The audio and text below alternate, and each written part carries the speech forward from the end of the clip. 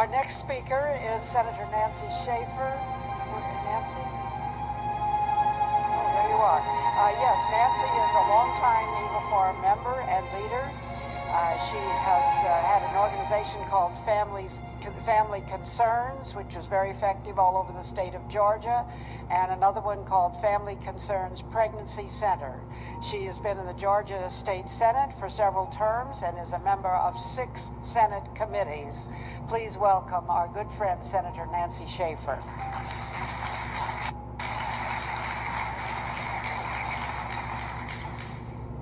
Thank you, dear Phyllis, and thank you to all of you.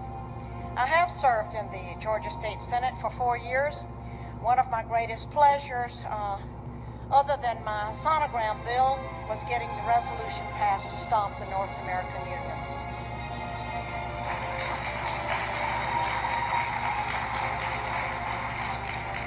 However, for 4 years, I have been confronted with families struggling to remove their children from the clutches of Child Protective Services.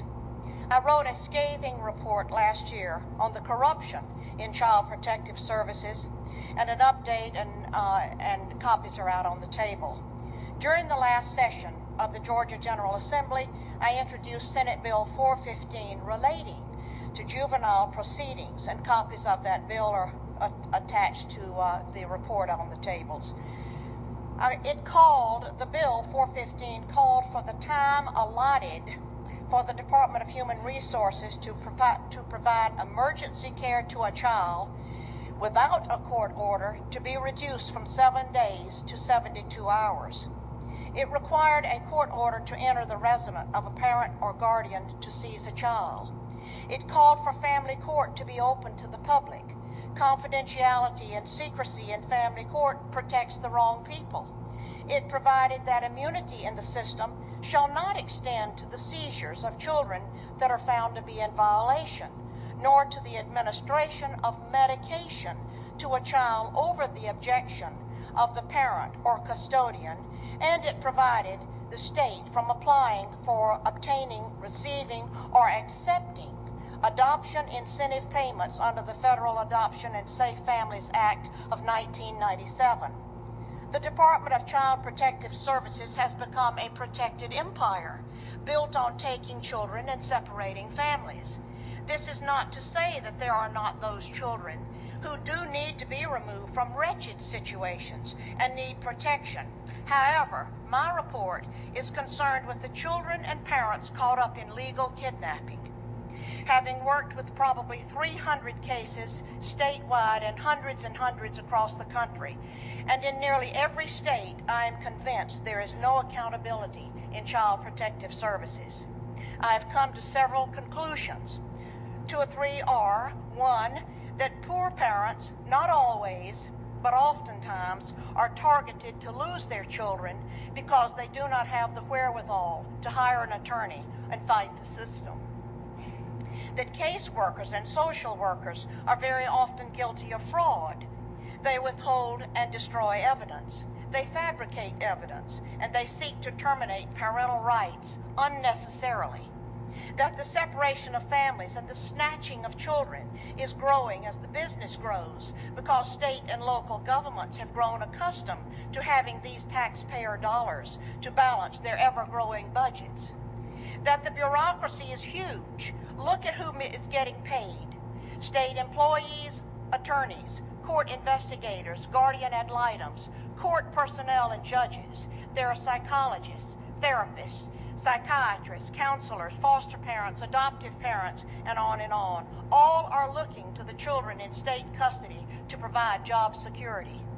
That the Adoption and the Safe Families Act, set in motion first in 1974 by Walter Mondale and later in 1997 by President Bill Clinton, offered cash bonuses to the states for every child they adopted out of foster care. In order to receive the adoption incentive bonuses, local Child Protective Services would need more children. They must have merchandise that sells, and they must have plenty so the buyer can choose.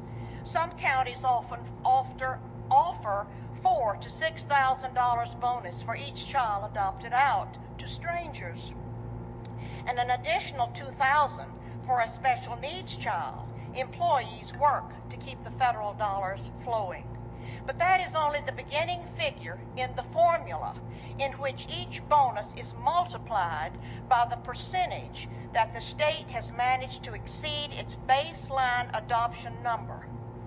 Therefore, states and local communities work hard to reach their goals for increased numbers of adoptions for children in foster care.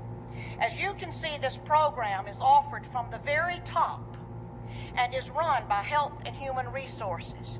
This is why victims in Child Protective Services get no help from their legislators.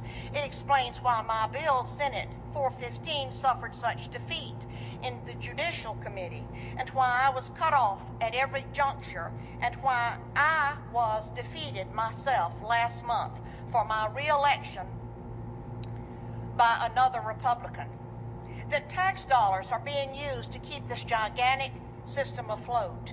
Many grandparents have called me to get custody of their grandparents before being lost in the system. Grandparents who lose their grandchildren to strangers have lost their own flesh and blood. The children lose their family heritage, and grandparents and parents too lose the connection of their heirs. And that the National Center on Child Abuse and Neglect in 1998 reported that 6 times more children died in foster care than in the general public, and that once removed to official safety, these children are far more likely to suffer abuse, including sexual molestation, than in the general population. Think what that number is today, 10 years later. Here are a couple of the recommendations on my list. Call for an independent audit of all state child protective services and for a federal congressional hearing on child protective services. Abolish the federal and state financial incentives that have turned child protective services into a business that separates families for money. I have witnessed such injustice and harm brought to so many families that I am not sure if reform of the system is even possible. The system cannot be trusted. It does not serve the people. It obliterates families and children simply because it has the power to do so. What I have said to you in these few minutes is that we must confront the fraud in Child Protective Services.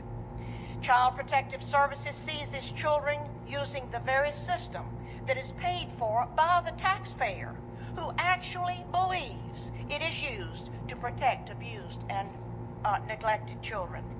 The bureaucracy of workers benefit financially by a system that converts children into cash while destroying their families and their lives.